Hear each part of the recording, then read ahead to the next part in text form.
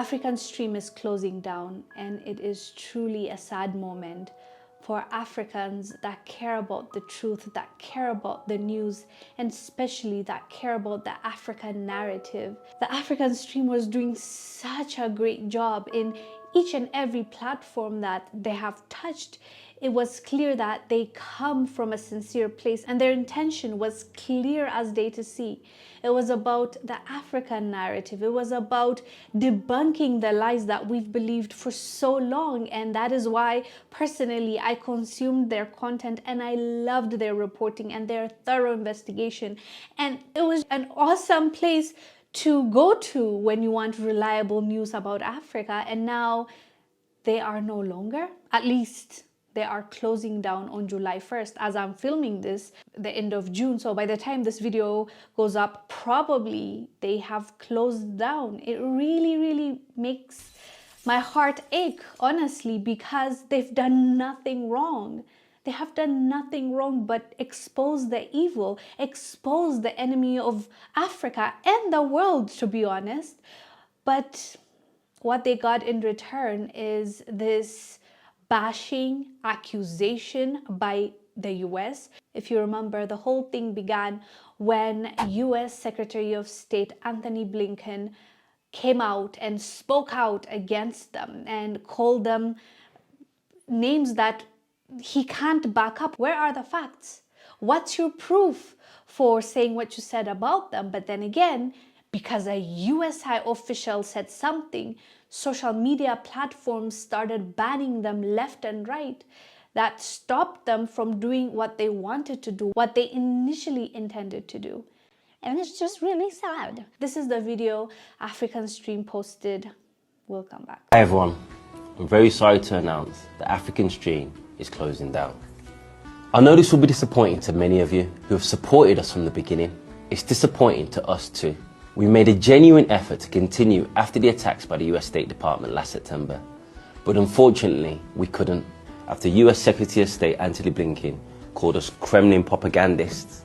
We were removed from YouTube within 2 days, Instagram within a week, and TikTok within 2 weeks. Additionally, we were demonetized on X. Across all platforms, we had over 2 million followers, and all 2 million were passionate about seeing our beloved continent reported on properly and fairly. After the attacks, our ability to generate income was killed.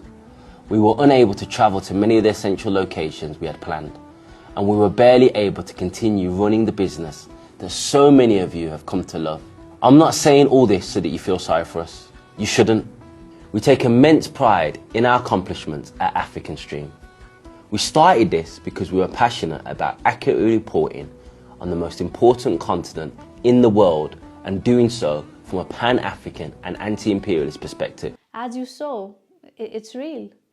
They are not gonna produce any more content or reports going forward from July. And as I said earlier, it's a sad moment. And I really hope they can rebrand somehow, change their name if they need to, come up with a paywall where people that are interested can still go and find a way to interact with the content they will create, with the stories they will produce. That's my hope, at least, that they don't give up, they don't stop, even if maybe it's a stop for now. It will somehow gonna come up again, continue in some way, shape or form. That's my hope. But yeah, it kind of, in a way, feels like the enemy won. But I don't want to think like that. Just because now there's a hiccup doesn't mean it's always going to be that way, because none of us are safe. No one. As long as you try to speak up, as long as you push a narrative that doesn't align with the rulers of the world behind the scenes, they can just shut you down, they can just shut you up. And this is why it's also extremely important to have our own platforms, to have our own websites and page and social media platforms where we can connect, where we run it and we are in charge of it. Unfortunately, for now, we're not there. I do believe one day we'll get there, especially seeing how this technology boom is also affecting Africans, the youth, in a positive way, I would say, because it's equalizing us and people are getting access to things that we would have never even dreamed of back in the days. So maybe our bright minds can create platforms for us, and they can be funded by our own people that have money. I know we have lots of billionaires and millionaires on the continent of Africa. It's just a matter of showing them why it's important to invest in platforms and media. If they understand the reason why they should do it, maybe they will start doing it. Anywho, fam, I just wanted to share this sad news, but also I don't want us to be discouraged. I want us to think of ways, to think of solutions to fix and solve the problem that we're facing. And this problem is not small, but it is also not an impossible problem. So yeah, let's work together is my message for all of us. Anyways, fam, let us know down below what your thoughts are about African stream shutting down. I am Wongel Zelalem. I'll see you on the next one. Bye.